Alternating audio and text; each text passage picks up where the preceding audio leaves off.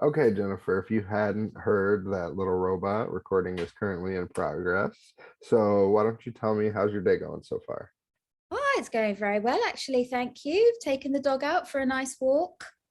Nice, nice. So let's talk about Ricky the Rhino. Yeah. When did you initially get approached for this project? Well, actually, just when it was about to be distributed in the UK. So they were getting ready to launch it in Indonesia and worldwide. And they sent it to the UK and they thought, I think we're probably going to have to redo the two voices of the main characters for the UK. And so I got asked on really short notice, could I do it? I said, yes, of course. And we absolutely bashed through in about 2 days the recording of all of Ricky's lines. And Paul Reynolds, who plays Benny, was there as well. So it was the two of us. And yeah, and we got it all done in 2 days. And so you guys were able to see the animation prior to, oh no, so there was no lip Nope. flapping, no All I magic. had was a script and the audio supervisor and a director there just kind of nodding if he thought I was getting the sounds right. And we Right. just had to go on a wing and a prayer. Nice. Okay, so it seems like it worked out really well. Was Fun. Paul the only other person that you had worked with then? Yes, yes, it was. And it was just the two of us. It was so funny. We would often take it in turns to go into the room because the film has quite a lot of action in it. There's a lot of like running and fighting. And so it sort of takes quite a toll on the voice. So one of us would maybe do an hour in the booth and come out, and then the other one would go in, and then we'd have some pizza, and then we'd go back in. And plus there's parts of the movie where you guys separate, without Correct. spoilers, but yeah, so there's definitely parts Absolutely. there. Yeah. um so I'm curious about, did you and Paul ever work on anything before this, or did you guys kind of get your chemistry rolling when you were in the building together for the booth? We had never worked together, but we were friends. Oh, okay. So we had the camaraderie going already because we knew each other. And it was really fun working with him. We had a great time. He is irrepressible. He has such energy and he's so joyful all the time that it actually gave me quite a boost when I was in there because he just finds everything funny. It was great. We laughed so much. That's awesome. So then when were you initially approached for this? Is it something that you had like auditioned for, or was it put on your desk? As I know that you told me a little bit about the background and how it started, but I'm curious Yes. about how you got involved. What was your angle there? Yeah, well, this is my first feature film as an audio artist. I'm yeah, normally I do a lot of film and TV, but I'd Right. never actually voiced a character like this before. So it was very exciting. I did an audition for it. It was actually, strangely enough, the distribution company who approached me to do the voice. That's not really normal. But I think because they were in quite a hurry to do it and they knew me, they thought, yeah, we'll get her to do it. And of course, Ricky is a little boy, so they needed a woman to do the voice. Is that so? Was that something that was a little bit difficult for you, or something that was kind of new for you? Is the voice It was new. acting a Yeah. boy? Yeah, obviously it was new, but was it tough for you to get your head around acting a boy's voice? um, a little bit. I tried out a few voices first, and I sort of showed the director what I was thinking, and he we kind of settled on one. Which is where you just sort of you go down a bit, and because it's a light-hearted film, you have to uh, make it a little bit more exciting and things like that. And so we settled on that. And then, as you know, the film has a lot of exertion, a lot of running, a lot of fighting. So I would find myself in the booth going a lot. And every now and then I would completely forget that I was meant to be a boy and just be like, ah, ah, ah. And I'd just see the director just going, oh, lower. Oh. That's funny. Give me 1 second. My air just kicked on. I want to stop it so that you can hear me properly. Sure. 1 sec.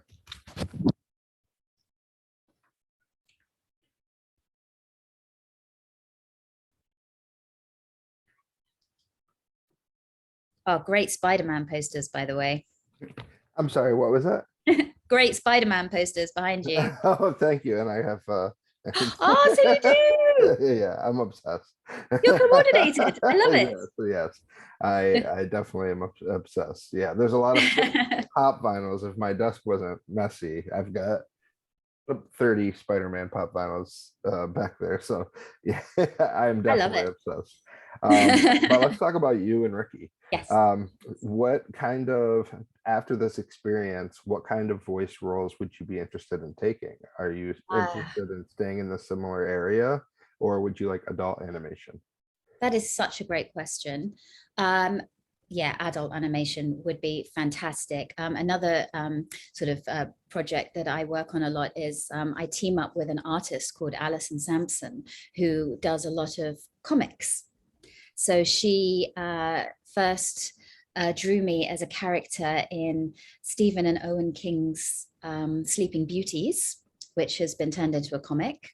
And then she used me as a model for the Department of Truth and a couple of other upcoming projects as well. So posing for that and then seeing myself in a comic book was amazing. So and because well, Sleeping Beauties in particular, adult comics and Department of Truth, I think that the next step would definitely be doing adult animation because that would be cool.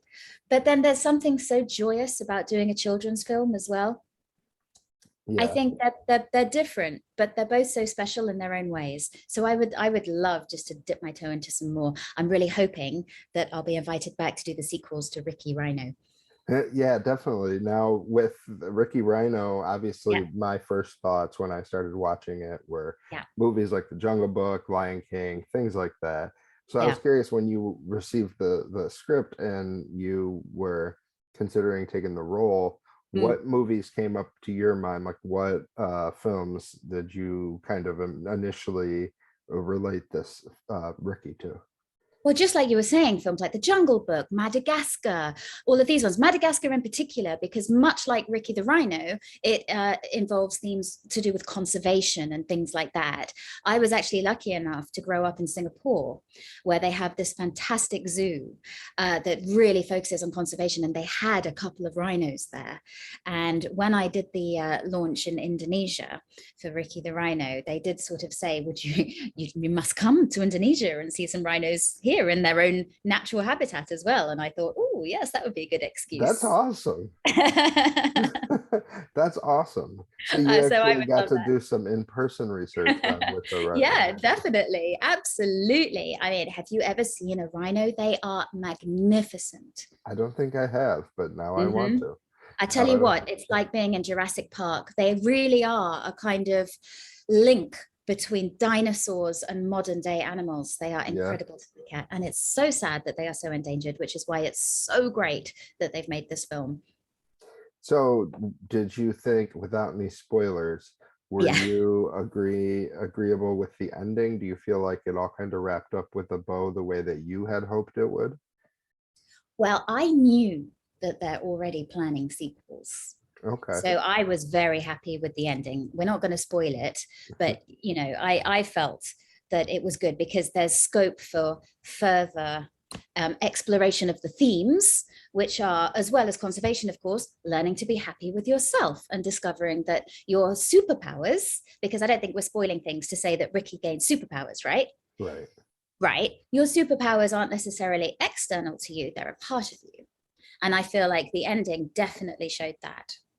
Now, so then, without spoiling the ending once more, as far as future films, is there anything specifically that you would like to see in Ricky's character get explored more, or anything that you'd like to see that character challenged? I think the thing that I found really, really touching is when, and again, I don't think I'm really spoiling it to say that Ricky's horn is poached at the at the beginning of the film, Yeah, or yeah, Ricky loses his horn. He's the most touching line that he says when he's hiding away in a cave, all ashamed, is, "What is a rhino without a horn?" As if that makes him him. So I want to see how, now that he's come to terms with that, how his personality blossoms a bit and how he uses his confidence to help the other animals in the forest. Nice. Okay. So you said that this was your first animation, correct? Yes. When did you start in the entertainment genre and what sparked your interest in going into that in the first place? I have always known I wanted to be an actor ever since I was a child. I think before I even realized what it was, I always wanted it. And I'm afraid, I was that drama kid, the one everyone would be like, oh yeah, her, she's in the plays. I hope I wasn't too insufferable, but it was definitely where my interests always lay. And so when I left high school, I went to drama school. And then I've honestly been plugging away for 20 odd years, just doing everything I can from plays to TV to film. And now voice artistry, which is fantastic. That's awesome. Hopefully not just Ricky, but hopefully we get to see and hear, your voice in more ranges. I know you brought it down for Ricky, Yes. but do you think that you would be comfortable pitching it up for a future role? Ooh, I don't know. Why don't we find out? You sound like Moaning Myrtle from Yes. Oh, oh, Harry. Oh, I love you so much. That's so funny. Oh, Yeah. that would be fun, wouldn't it? Yeah, that's a do an animated Moaning Myrtle. Well, we'll have to uh, see. With the London pollution, I don't think my voice is ever going to be as high as it once was, but I'll do my best. okay, well, we talked about your past, talked about your present. What do you have coming up in the future that you would like to plug? I've been doing lots of TV and film here in the UK. Most recently, I could be seen in a really exciting TV drama called Trigger Point, which was really funny to film because it's set during an unusually hot summer in London. But of course, you usually film things months in advance. So it was February, and I was sitting there huddled up in sweaters and shawls and things like that while they were literally trying to paint sunburn onto me and spray my face with, with gel to make it look like I was sweating. It was quite surreal, but that's now out. So I don't actually know where you could stream it in the States, but it's definitely worth a try. Trigger Point. Trigger Point, that's what it's called. Yes. Okay. Very, very good thriller. Okay, so you have Trigger Point live action. You've got Ricky as animated. That's right. I'm in the first season of a hilarious British sitcom called Motherland, where I play a snobbish alpha mum. It's a BBC drama or comedy, and that was good fun too because I just got to look down my nose for an entire season. That's pretty cool. So it's pretty cool that you have a range. Like I hope so. it's not only those, but what now I know you said Sleeping Beauties. What was the other comic that you were used for? I'm in volume 3 of the Department of Truth. Department of Truth, volume 3. And that is, what if every conspiracy theory you've ever heard is actually true? What are your thoughts on conspiracy theories?